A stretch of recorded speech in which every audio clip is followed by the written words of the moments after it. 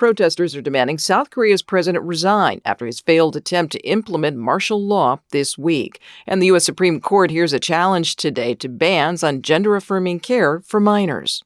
Good morning. I'm Corva Coleman from NPR News, and here are today's top stories. There are protests happening now in South Korea after President Yoon Suk-yeol's botched attempt to impose martial law yesterday. Opposition parties submitted a motion to impeach him. Now protesters are demanding his resignation.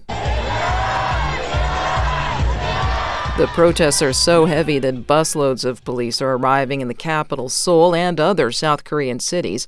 The martial law declaration lasted about 6 hours yesterday. The South Korean parliament unanimously voted against it, and the president withdrew the order. A shaky truce in Lebanon will likely be high on the agenda this week when Secretary of State Antony Blinken meets his Israeli counterpart on the sidelines of a conference in Malta. NPR's Michelle Kellerman reports. According to his spokesman, Israeli Foreign Minister Gideon Sa'ar will be meeting Blinken and the European Union's top diplomat, Kaja Kallas, in Malta. The trip comes just a day after Israel's defense minister, Israel Katz, was at the border with Lebanon, vowing to enforce a ceasefire and not let Hezbollah return to its, quote, old methods. Katz says if the Lebanese army does not do its part to push Hezbollah back, there will be, in his words, no immunity for the state of Lebanon. Under the U.S. and French-mediated ceasefire deal, Israel is due to pull out of southern Lebanon by the end of next month, and Hezbollah is supposed to move north of the Litani River. Michelle Kellerman, NPR News, Tel Aviv. At the U.S. Supreme Court today, the justices will hear arguments in a case that tests whether states may ban minors from accessing gender-affirming care.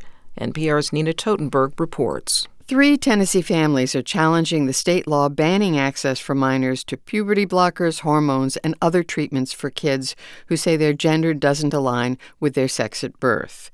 The challengers contend the law unconstitutionally discriminates based on sex because the banned medications are perfectly legal when used to treat other conditions in minors, conditions that range from chronic diseases like endometriosis to early or late onset puberty. The state legislature maintains that because it regulates medical care, it is well within its right to regulate medical practices that it claims pose a danger to the future health of kids under 18. Nina Totenberg, NPR News, Washington. President Biden is wrapping up his trip to the West African nation of Angola with a visit to the country's National Slavery Museum. He says the U.S. is working to face its history of slavery. It's our duty to face our history, the good, the bad, and the ugly, the whole truth.